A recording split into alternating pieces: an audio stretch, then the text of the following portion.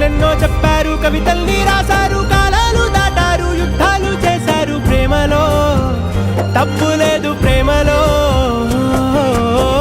వేల వేల వెన్నెలంత మీద వాలి వెలుగునంత మోయమంటే నేను ఎంత రే.